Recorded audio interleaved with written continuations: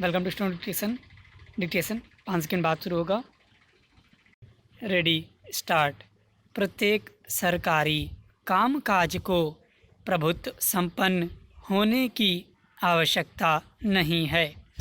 राज्य के क्रियाकलाप बाहुल्यपूर्ण हैं, अतः कोई योजना या परियोजना जो वाणिज्यिक क्रियाकलापों को प्रायोजित करते हैं वो भी राज्य के अनिवार्य कार्यों में हो सकते हैं, जो इसके प्रभाजन के फायदे के लिए लक्षित कल्याण संबंधी क्रियाकलापों के लिए योगदान करते हैं।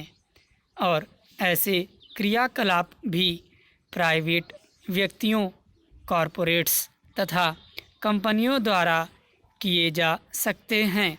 अतः व्यापक विस्तार पर विचार करते हुए प्रभुत्व संपन्न कार्य उन कार्यों तक सीमित होना चाहिए जो प्रमुख रूप से अन्य संक्रांत किए जाने योग्य नहीं है और जो केवल राज्य के द्वारा ही किए जा सकते हैं।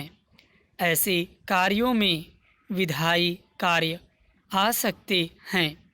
विधि का प्रशासन, सर्वोपरि अधिकार, विधि व्यवस्था बनाए रखना, अंतरिम एवं बाह्य सुरक्षा, क्षमा मंजूर करना आदि। अतः राज्य द्वारा किसी विषय पर काम करना मात्र या किसी विशिष्ट क्षेत्र में राज्य का एकाधिकार किसी उद्यम को प्रभुत्व संपन्न प्रकृति प्रदान नहीं करेगा।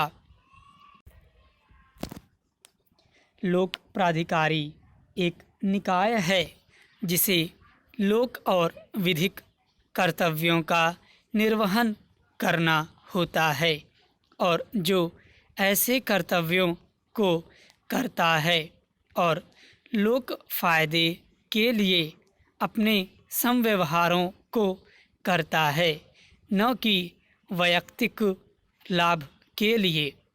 संविधान का अनुच्छेद 298 इस बात का उपबंध करता है कि संघ तथा राज्य की कार्यपालकीय शक्ति कोई कारोबार या व्यापार चलाने तक विस्तारित होती है। लोक प्राधिकारी केवल सरकार अथवा विधानमंडल तक ही सीमित नहीं है और अपने विस्तार क्षेत्र में राज्य संबंधी कार्य के विभिन्न अन्य परिकरणों को शामिल करता है। विधि ऐसी संस्था पर सर्वोपरि अधिकार की शक्ति प्रदान कर सकती है।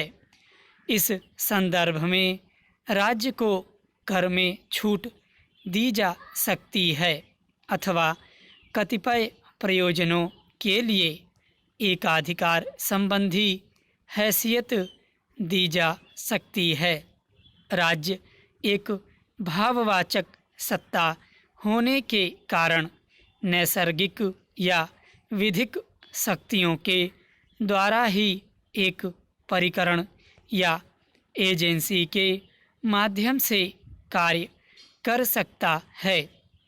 सरकार के परिकरण अथवा अभिकरण की यह संकल्पना कानून के द्वारा सृजित एक निगम तक ही सीमित नहीं है, बल्कि एक कंपनी अथवा एक सोसाइटी को भी समान रूप से लागू है।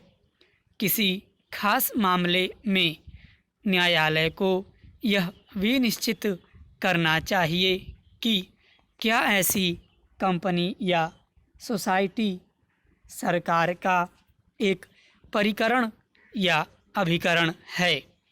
यह अवधारित करने के लिए क्या वह सभी सुसंगत बातों पर विचार करने के बाद शब्द प्राधिकारी के अर्थ में आता है, जैसा कि संविधान के अनुच्छेद 12 में उल्लिखित है। स्टॉप।